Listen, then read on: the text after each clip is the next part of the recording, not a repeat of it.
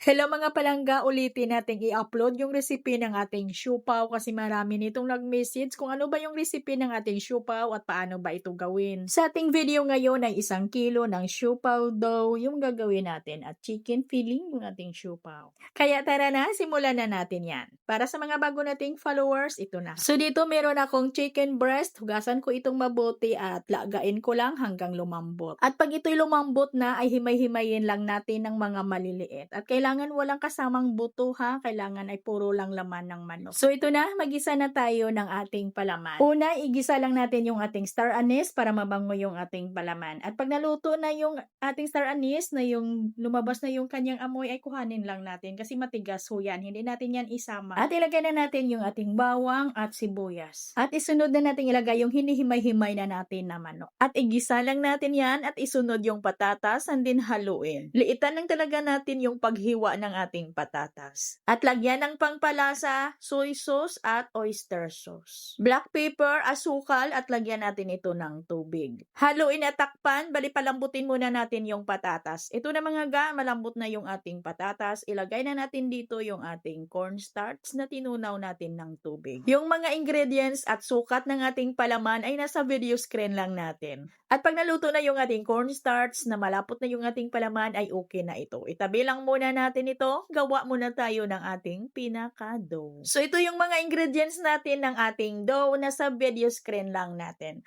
Pinagsama-sama ko lang ho yan sa isang mixing bowl yung mga ingredients nito at dinurog ko yung ating shortening dito sa ating asukal. At pagkatapos nun, maglagay na ako ng tubig and then tunawin ko muna yung mga dry ingredients bago ko lagyan ng harina. All-purpose flour yung gamit natin ngayon. Para puting-puti talaga yung ating siupaw dough ay kailangan ay halos puti lahat yung gagamitin natin dito na ingredients, puti na asukal, shortening at kailangan ay all-purpose na harina yung gagamitin natin dito. At kailangan natin na pakinisin ng mabuti yung ating pinaka-dough. So itong aking dough ay pinadaan ko ito sa dough roller machine. At kung wala namang mga machine ay pwede naman ito na masahin ng mano-mano. Basta siguraduhin nyo lang na mapakinis ninyo ng mabuti ang inyong dough.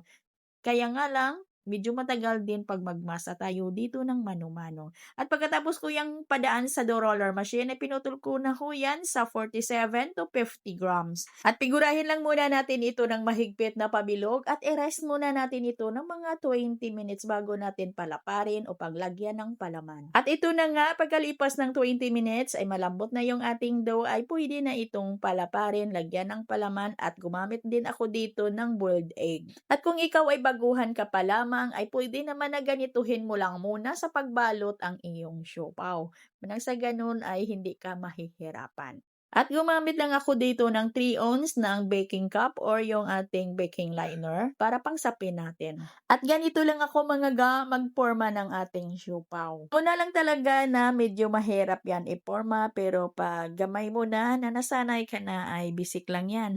At dito sa ating palaman ng ating siupaw ay depende na ho yan sa inyo kung anong gusto nyo na ipalaman. Pwedeng pork, pwedeng gagawa kayo ng inyong palaman na recipe. Basta ito yung ating pinaka-dough ng ating siupaw. At short time lang yung ating resting dito o yung pagpaalsa natin. Kailangan ay hindi natin ito masyadong paalsahin ha. Paalsahin lang natin ito ng mga 30 to 40 minutes at kailangan ay kulong-kulo na yung tubig ng ating steamer bago natin ito isalang. At malaki yung aming steamer na ginamit mga ga, kaya malaki or malakas yung apoy ng aming kalan dito. At naluto namin ito sa loob ng 12 minutes. At huwag lang talaga nating buksan ng buksan yung takip ng ating steamer habang hindi pa natapos yung time na naset natin. At yung apoy ng ating kalan dito ay kakadepende din ho yan sa gamit natin na steamer. Kaya yung amin medyo malakas kasi malaki yung aming steamer. Ayan yung regular natin na steamer. At pag sa regular na steamer naman ninyo ito lulutuin ay katamtaman lang or nasa medium na yung lakas ng apoy ng inyong kalan.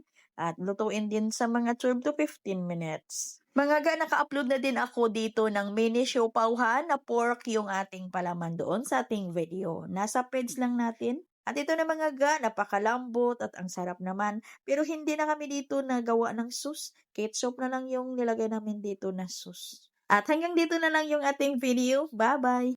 At ito pala yung brand ng all-purpose flour na ginamit natin sa ating siupaw dough.